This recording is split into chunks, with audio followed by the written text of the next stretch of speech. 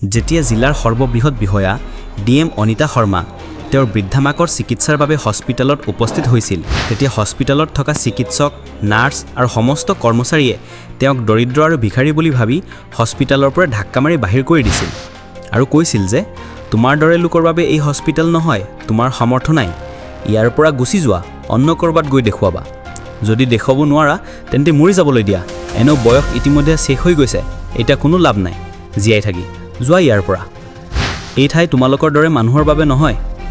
বন্ধুসকল, ভাবি চাওক, জিলাৰ সৰ্ববৃহৎ বিষয়াৰ মাকক এনেদৰে ধাক্কা মাৰি বাহিৰ কৰা হৈছিল, কিন্তু যেতিয়া DM অনিতা শৰ্মাই নিজৰ প্ৰকৃত পৰিচয় প্ৰকাশ কৰিলে তেতিয়া কেৱল হস্পিটেল নহয়, সমগ্ৰ নগৰখনে কঁপি উঠিল। নমস্কাৰ বন্ধুসকল, DMৰ মাকৰ অপমান, এজন দৰিদ্ৰৰ যন্ত্ৰণা আৰু এজন বিষয়াৰ ন্যায়। পুৱাৰ সময় আছিল, বতাহত সামান্য ঠাণ্ডা অনুভৱ হৈ আছিল। জিলা বিষয়া অনিতা শৰ্মা তেওঁৰ কাৰ্যালয়ত কামত ব্যস্ত আছিল। তেওঁৰ এতিয়াও কোনো ধাৰণা নাছিল যে আজিৰ দিনটো তেওঁৰ জীৱনৰ সৰ্বাধিক কঠিন দিন হ'বলৈ গৈ আছে। তেওঁৰ মাক, যাৰ বয়স এতিয়া যথেষ্ট হৈছিল, প্ৰতিদিনৰ দৰে শাক পাচলি কিনিবলৈ বজাৰলৈ গৈছিল। তেওঁৰ বাবে খোজ কঢ়াটো এতিয়া সহজ নাছিল। এখোজ এখোজকৈ লাহে লাহে গৈ তেওঁ শাক পাচলিৰ বজাৰত উপস্থিত হৈছিল। কিন্তু হঠাৎ ভিৰৰ মাজতে তেওঁৰ হাৰ্ট এটেক হ'ল। তেওঁ তাতে তীব্ৰ ৰ'দত মাটিত পৰি গ'ল আৰু তেওঁৰ শৰীৰটো সম্পূৰ্ণ জীৱনহীন হৈ পৰিল। আধা ঘণ্টা পাৰ হৈ গ'ল, মানুহ অহা যোৱা কৰি থাকিল, দোকানীয়েও নিজৰ সামগ্ৰী বিক্ৰী কৰি থাকিল। কিছুমানে ৰৈ চালে, কিছুমানে কাণে কাণে কথা পাতিলে, কিন্তু কোনোৱে সহায়ৰ বাবে আগবাঢ়ি নাহিল। কোনোৱে পানীও নিদিলে, কোনেও তুলি নিদিলে, এম্বুলেঞ্চো নামাতিলে। মানুহৰ সেই ভিৰত কেৱল তমাচাবিলাক আছিল, মানৱতা যেন ক'ৰবাত হেৰুৱাই গৈছিল। সেই ভিৰত এজন মানুহ আছিল, হেমেন। সহায় কৰাৰ পৰিৱৰ্তে তেওঁ নিজৰ মোবাইল উলিয়াই ভিডিঅ' বনাবলৈ ধৰিলে। তেওঁ ভিডিঅ'টো ছ'চিয়েল মিডিয়াত আপলোড কৰিলে। কেপশ্যনত লিখিলে, এই মাগৰাকী আধা ঘণ্টাৰ পৰা ইয়াত অজ্ঞান হৈ পৰি আছে, কাৰো মৰম নাহে, কোনোৱে পানী নিদিয়ে, হস্পিটেললৈও নিয়া নাই, কাৰ মা হ'ব নাজানো, বেচৰি। এই ভিডিঅ'টো চকুৰ পলকে ভাইৰেল হৈ গ'ল আৰু কিছু সময়ৰ ভিতৰতে অনিতা শৰ্মাৰ মোবাইলত উপস্থিত হ'ল। ভিডিঅ'টো দেখিয়ে তেওঁৰ হৃদয় কঁপি উঠিল আৰু চকুত চকু পানী। যন্ত্ৰণাৰে ভৰা চিঞৰৰ সৈতে তেওঁ ক'লে, হে ভগৱান, এইটো মোৰ মা। তেওঁ তৎক্ষণাত নিজৰ চকীৰ পৰা উঠি ইন্সপেক্টৰক মাত্ৰ এইটো ক'লে যে মই ঘৰলৈ যাওঁ। তাৰপিছত নীলা জীৱত উঠি দ্ৰুতগতিত বজাৰৰ ফালে গুচি গ'ল। বজাৰত উপস্থিত হৈ অনিতাই তেওঁৰ মাকক কোলাত লৈ ল'লে, বটলৰ পৰা পানী খুৱালে আৰু তেওঁৰ মুখত পানীৰ ছিটিকনি মাৰিলে। কিছু সময়ৰ পিছত তেওঁৰ মাকৰ হুঁচ ঘূৰি আহিল। তাৰপিছত তেওঁ তাত থিয় হৈ থকা মানুহবোৰক ক্ৰোধেৰে চাই ক'লে, আপোনালোকৰ মাজত মানৱতা বাকী আছেনে নাই? এগৰাকী মহিলাৰ ৰদত অজ্ঞান হৈ পৰি আছিল, কিন্তু কাৰো মৰম নাহিল, কেৱল তমাচা চাই থাকিল। আপোনালোক সকলো মানুহৰ নামত কলংক। তেওঁৰ গালি শুনি ভিৰত নিস্তব্ধতা নামি আহিল আৰু সকলোৰে মুখ লাজত তললৈ নামি গ'ল। অনিতা তেওঁৰ মাকক লৈ ঘৰলৈ ঘূৰি আহিল আৰু ক'লে যে মা, মই আপোনাক তৎক্ষণাত হস্পিটেললৈ লৈ যাওঁ। তেওঁ তৎক্ষণাত এম্বুলেঞ্চক ফোন কৰিলে আৰু সোনকালে নিজৰ কাপোৰ সলনি কৰিলে। তেওঁ নিজৰ বৰ্ডি চলাই বাদামী ৰঙৰ চুৰিদাৰ পিন্ধিলে আৰু মাকক লৈ জিলাৰ সৰ্ববৃহৎ চৰকাৰী হস্পিটেলত উপস্থিত হ'ল। তাত উপস্থিত হৈ তেওঁ পোনপটীয়াকৈ ডাঙৰ চিকিৎসক ৰাজেশৰ ওচৰলৈ গ'ল। ডক্টৰ চাহেব, মোৰ মাকৰ অৱস্থা অতি বেয়া, অনুগ্ৰহ কৰি তৎক্ষণাত চিকিৎসা আৰম্ভ কৰক, তেওঁ ক'লে। কিন্তু ডক্টৰ ৰাজে একো নোচোৱাকৈ উদাসীনভাৱেই ক'লে, ইয়াত চিকিৎসা সম্ভৱ নহয়, তুমি তেওঁক অন্য কোনোবা হস্পিটেললৈ লৈ যোৱা ভাল হ'ব, অন্য ক'ৰবাত চেষ্টা কৰা। অনিতাৰ কণ্ঠৰ যন্ত্ৰণা আৰু ক্ৰোধত কঁপি উঠিছিল। তেওঁ ক'লে, ডক্টৰ চাহাব, মই জানো যে এইখন জিলাৰ সৰ্ববৃহৎ হস্পিটেল আৰু এইকাৰণে মই ইয়াত আহিছোঁ। মোৰ মাৰ অৱস্থা অতি গুৰুতৰ। যদি ইয়াত চিকিৎসা নহয় তেন্তে তেওঁৰ জীৱন বিপদত পৰিব। টকাৰ চিন্তা নকৰিব, যিমান খৰচ হ'ব মই দিম। ডক্টৰ ৰাজেশে ঠাণ্ডা হাঁহিৰ সৈতে উত্তৰ দিলে, তুমি দিবা? তোমাৰ লগত ইয়াত চিকিৎসা কৰাব পৰা টকা আছে বুলি ভাবিছা? শুনা, তুমি নিজকে বিক্ৰী কৰিলেও তেওঁৰ চিকিৎসা সম্ভৱ নহয়। যি কি নহওক, তোমাৰ দৰে লোকৰ হাতত খাবলৈ টকাও নাথাকে।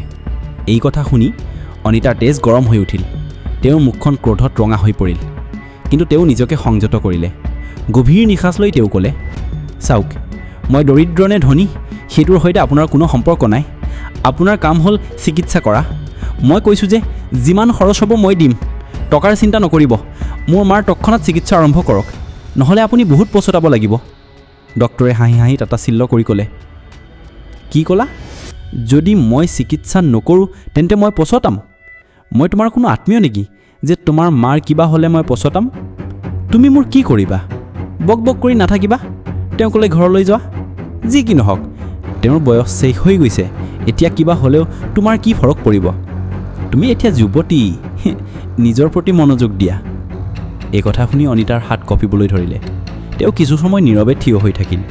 তেওঁৰ চকুত চকুলো আৰু মুখত ক্ৰোধ দুয়োটা একেলগে আছিল। তাৰ পিছত তেওঁ লাহে লাহে নিজৰ পাৰ্চ উলিয়াই তাৰ পৰা নিজৰ চৰকাৰী পৰিচয় পত্ৰ উলিয়াই ডক্টৰৰ সন্মুখত ৰাখি ক'লে, প্ৰথমতে এইটো চাওক, তাৰপিছত কওক যে আপোনাৰ হাতত সময় নাই। পৰিচয় পত্ৰটো দেখিয়ে ডক্টৰ ৰাজেশৰ ঘাম ওলাই গ'ল। তেওঁৰ মুখ পিত ৰঙি হৈ পৰিল। কঁপি কঁপি তেওঁ ক'লে, চৰি মেডাম, মোৰ পৰা ডাঙৰ ভুল হৈ গৈছে। মই নজনাছিলোঁ যে আপুনি আমাৰ জিলাৰ DM অনিতা শৰ্মা। মই তৎক্ষণাত চিকিৎসা আৰম্ভ কৰক।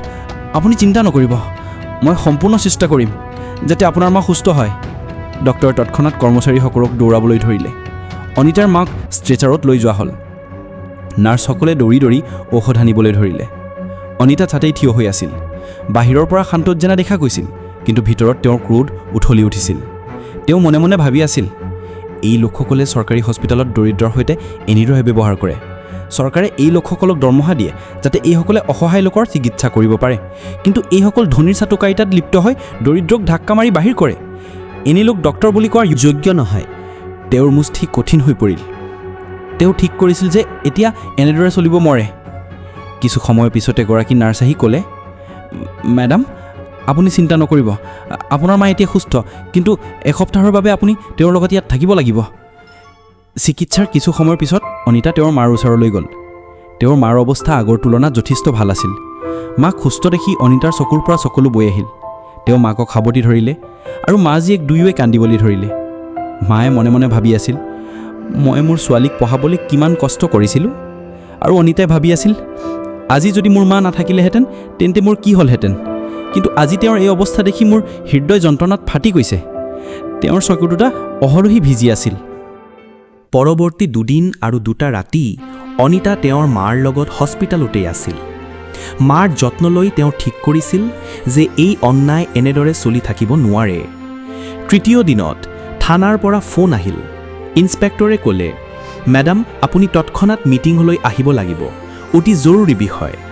অনিতাই গভীৰ নিশ্বাস লৈ ক'লে, ঠিক আছে, মই মিটিঙলৈ যাম, কিন্তু বেছি সময় থাকিব নোৱাৰিম। মোৰ মাৰ স্বাস্থ্য এতিয়াও ভাল নহয়, মই তেওঁৰ লগত থাকিব লাগিব। ইন্সপেক্টৰে ক'লে, ঠিক আছে মেডাম, আপুনি মিটিঙৰ পিছত যিমান সোনকালে পাৰে হস্পিটেললৈ ঘূৰি যাব। অনিতাই মাক সান্তনা দি মিটিঙলৈ গ'ল। মিটিং শেষ হোৱাৰ 6 ঘণ্টাৰ পিছত তেওঁ পুনৰ হস্পিটেললৈ ঘূৰি আহিল। সম্পূৰ্ণ এসপ্তাহ হস্পিটেলত কটোৱাৰ পিছত অৱশেষত অনিতা তেওঁৰ মাক লৈ ঘৰলৈ ঘূৰি আহিল। মাৰ অৱস্থা এতিয়া স্থিৰ আছিল, কিন্তু অনিতাৰ হৃদয়ত জুই জ্বলি আছিল। তেওঁ ভাবি আছিল, যদি মই DM নহ'লোহেঁতেন, যদি মোৰ হাতত এই পদ নাথাকিলেহেঁতেন, তেন্তে হয়তো আজি মোৰ মা জীয়াই নাথাকিলেহেঁতেন। দৰিদ্ৰৰ সৈতে প্ৰতিদিন এনেকুৱা হয়, এইটো অন্যায় আৰু মই ইয়াক এনেদৰে এৰি নিদিম। তেওঁৰ চকুত ক্ৰোধ স্পষ্ট হৈ পৰিছিল। কেইদিনমানৰ পিছত তেওঁ নিজৰ সিদ্ধান্ত ল'লে। তেওঁ থানালৈ গ'ল। ইন্সপেক্টৰ আৰু হাউলদাৰসকলক লগত লৈ পোনপটীয়াকৈ সেই হস্পিটেলত উপস্থিত হ'ল। হস্পিটেলত উপস্থিত হৈ তেওঁ সকলো চিকিৎসক আৰু কৰ্মচাৰীক এক ঠাইত মাতিলে। তাত থিয় হৈ ক্ৰোধত কঁপি কঁপি তেওঁ ক'লে, আপোনালোকৰ কাৰণে নাজানো কিমান দৰিদ্ৰৰ জীৱন গৈছে। চৰকাৰে আপোনালোকক দৰমহা দিয়ে যাতে আপোনালোকে দৰিদ্ৰৰ সমৰ্থন হ'ব পাৰে, তেওঁলোকৰ জীৱন ৰক্ষা কৰিব পাৰে, কিন্তু আপোনালোক ইয়াত ধনীৰ হাতুকাৰী আৰু দৰিদ্ৰক অপমান কৰাৰ কাম কৰে। তেওঁৰ কণ্ঠ আৰু উচ্চ হৈ পৰিল। এসপ্তাহ আগতে আপোনালোকে মোৰ মাৰ সৈতে যি কৰিছিল সেয়া কেৱল মোৰ সৈতে নহয়, প্ৰতিজন দৰিদ্ৰৰ সৈতে হয়। আপোনালোকক কোনে অধিকাৰ দিলে যে আপোনালোকে কাৰোবাক তেওঁৰ সামৰ্থ্য দেখুৱাব, কাৰোবাক দৰিদ্ৰ বুলি বাহিৰ কৰিব? মনত ৰাখিব, আপোনালোকৰ সামৰ্থ্য তেতিয়া বুজি পাব যেতিয়া মই আপোনালোকক এই পদৰ পৰা আঁতৰাই দিম। এতিয়া মই আপোনালোকৰ বিৰুদ্ধে কঠোৰ ব্যৱস্থা ল'ম যাতে আপোনালোকে মানৱতাৰ সৈতে খেলাৰ পৰিণাম জানিব পাৰে। সম্পূৰ্ণ হস্পিটেলত নিস্তব্ধতা নামি আহিল। চিকিৎসকৰ মুখত ভয় স্পষ্ট হৈ পৰিল। হস্পিটেলৰ সৰ্ববৃহৎ চিকিৎসকে আগবাঢ়ি আহি হাত জোৰ কৰি নম্ৰ সুৰেৰে ক'লে, মেডাম, আমাক ক্ষমা কৰি দিয়ক, আমাৰ পৰা ডাঙৰ ভুল হৈ গৈছে। ভৱিষ্যতে আমি এনে কাম কেতিয়াও নকৰোঁ। আমি প্ৰতিজন ৰোগীৰ চিকিৎসা সম্পূৰ্ণ চেষ্টাৰে কৰিম, তেওঁৰ হাতত টকা থাকক বা নাথাকক। চিকিৎসকৰ সৈমাৰ সত্ত্বেও অনিতা শৰ্মাৰ ক্ৰোধ শান্ত নহ'ল। তেওঁ ঠাণ্ডা কিন্তু কঠোৰ কণ্ঠত ক'লে, আপোনালোকে যিমানে ক্ষমা মাগিব বা মূৰ নমাই ল'ব, মই আপোনালোকক ক্ষমা নকৰিম। কাৰণ আপোনালোকে কেৱল মোৰ সৈতে নহয়, নাজানো কিমান লোকৰ সৈতে এনেকৈ কৰিছে, কিমান দৰিদ্ৰ ইয়াৰ পৰা অপমানিত হৈ ঘূৰি গৈছে, যিসকলৰ জীৱন আপোনালোকে অৱহেলাৰে কাঢ়ি লৈছে। এনে লোক ডক্তৰ হৈ থকাতকৈ ভাল যে কোনো ডক্তৰ নথকা। সেয়েহে ক্ষমাৰ আশা নকৰিব। মই এনে সিদ্ধান্ত ল'ম যাতে ভৱিষ্যতে কোনো ৰোগী ইয়াত অপমানিত নহয়। তেওঁৰ কথা শুনি সকলো চিকিৎসক ভয়ত কঁপিবলৈ ধৰিলে। সকলোৱে হাত জোৰ কৰি ক'বলৈ ধৰিলে, মেডাম, আমাক ক্ষমা কৰি দিয়ক। আমি বুজিছোঁ যে আমি ভুল কৰিছোঁ। আমি প্ৰতিজন ৰোগীক মানুহ হিচাপে সমানভাৱে চাব লাগে। ভৱিষ্যতে আমি সকলোৱে ভালদৰে চিকিৎসা কৰিম, কাৰো সৈতে বৈষম্য নকৰিম। আমাক এটা সুযোগ দিয়ক। অনিতা শৰ্মাই কিছু সময় নীৰৱে থাকি তেওঁলোকক চালে। তেওঁৰ মনত সংঘৰ্ষ চলি আছিল যে এইসকল প্ৰকৃততে শুধৰিব নে এতিয়ালৈকে যি কৰি আহিছে তাকে কৰি থাকিব। কিছু সময় ভাবি তেওঁ গভীৰ নিশ্বাস লৈ ক'লে, ঠিক আছে, মই আপোনালোকক এইবাৰ এৰি দিছোঁ, কিন্তু মনত ৰাখক, এইটো মোৰ শেষ সতৰ্কবাণী। যদি ভৱিষ্যতে কোনো দৰিদ্ৰৰ কণ্ঠ মোৰ কাণত পৰে, যদি কোনো ৰোগীৰ সৈতে দুৰ্ব্যৱহাৰ হয় বা চিকিৎসাত অৱহেলা কৰা হয়, তেন্তে আপোনালোকৰ কোনোৱেই এই হস্পিটেলত কাম কৰিব নোৱাৰিব।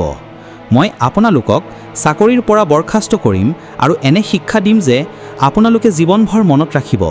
ভাল হ'ব যদি এতিয়াৰ পৰা শুধৰি যায় আৰু প্ৰতিজন ৰোগীক মানুহ হিচাপে চাই তেওঁৰ চিকিৎসা কৰে। তেওঁৰ কথা শুনি সম্পূৰ্ণ কৰ্মচাৰী নীৰৱ হৈ পৰিল। সকলোৰে মুখ লাজ আৰু ভয়ত তললৈ নামি গ'ল।